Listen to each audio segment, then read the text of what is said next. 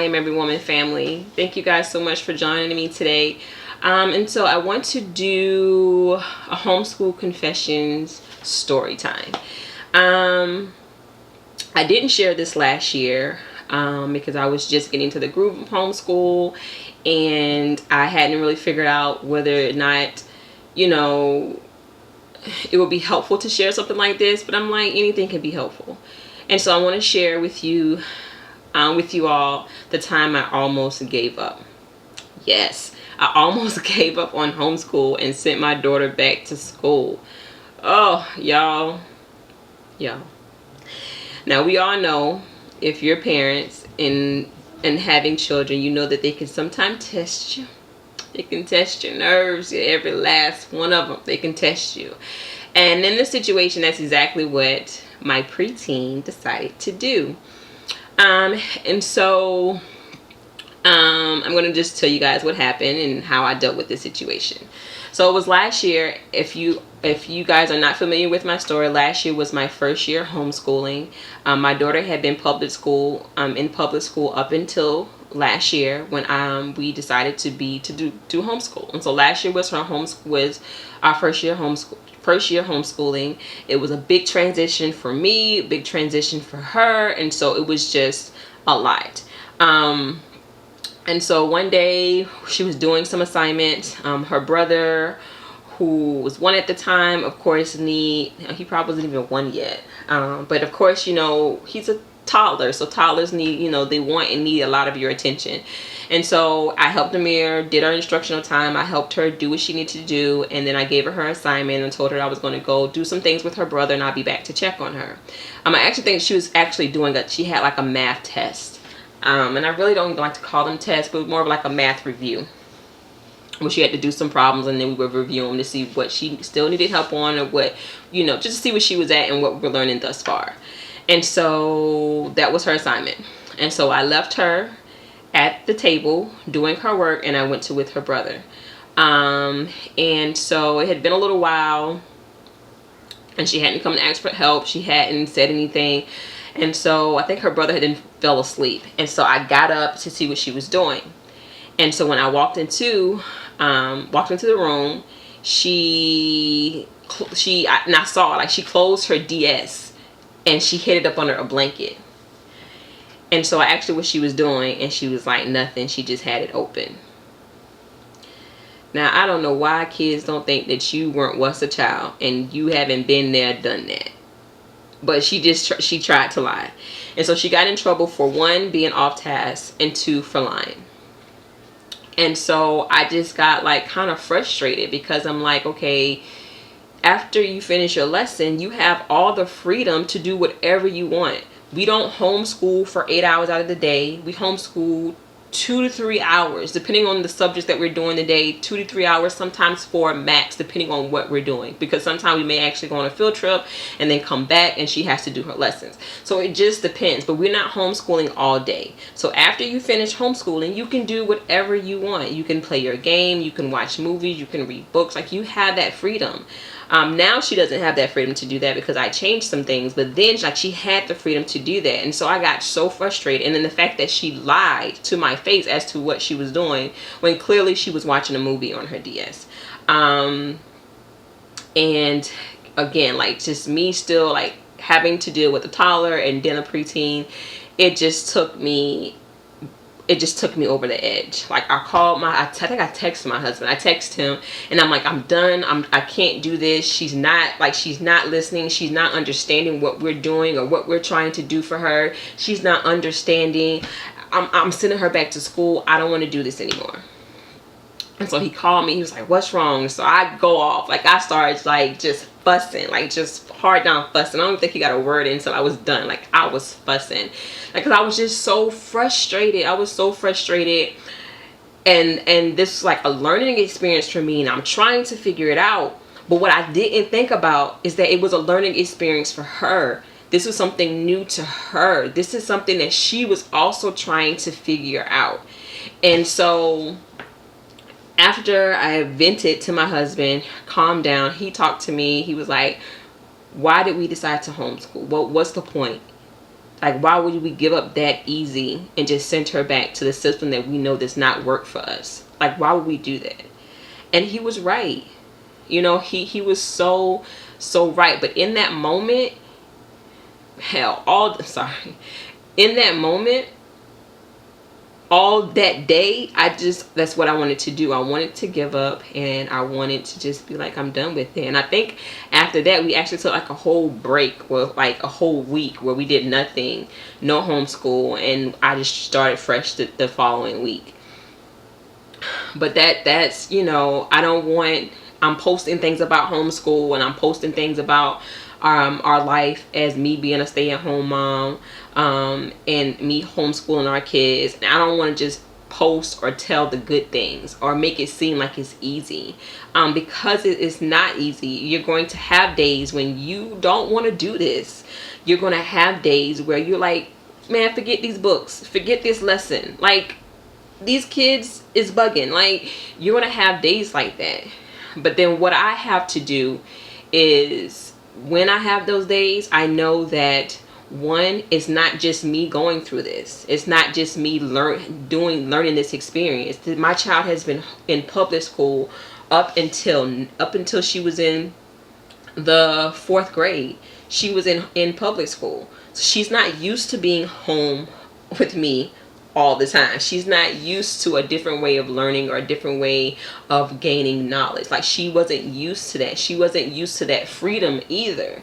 And so it was something very different, and it was a learning experience for both of us. But in the times that I do want to give up, in the times like I can't, like I'm burnt out, I can't do this no more. Haven't had that moment yet this year, because we just started. But in those moments when I did feel that last year, like, I just had to remind myself, like, why did we choose to do this? Why did I choose to do this? Why did my husband and I decide to do this? Like, why is my husband working on the road, making certain sacrifices for us so that I'm able to do this for our children? And so just knowing your why and remembering your why is what's going to help you through those hard days, those tough days where you just looking at your kids like, they trying me, right? Like, you're going to have those days, but that's a part of the process. It's a part of the journey. And again, like, don't look at other people and their journey and what they're going through and think, dang, like, she's making it look easy. Dang, it's so easy. Wow, her and her kids always going somewhere. Her and her kids always doing this. One, don't compare your journey and what you're doing with homeschool or even public school. Don't compare it with anybody else's. Because your journey is your journey, and in your journey alone. Don't compare it to anybody else. Anybody else. No one else. Understand? Don't compare.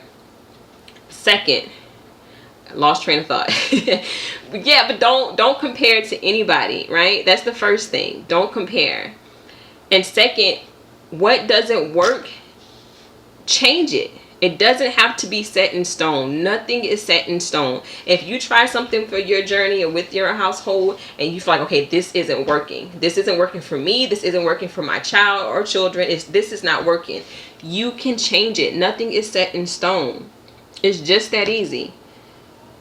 You can do something one day, realize it's not working, and change it tomorrow. If that still doesn't work, then change it. You don't have to be stuck in a cycle where you know that it's not working. And remember, thirdly, remember your why. Why did you choose to homeschool? Why did you pick this path? Why did you pick this journey? We chose it because we wanted to be, for millions. I feel like I have a new reason every day. But one of the main reasons is freedom. Just having the freedom, to teach our kids what's important, to not put them in a box of what's standardized, what a system that has shown time at the time that they don't care about us. I went to public school. My husband went to public school.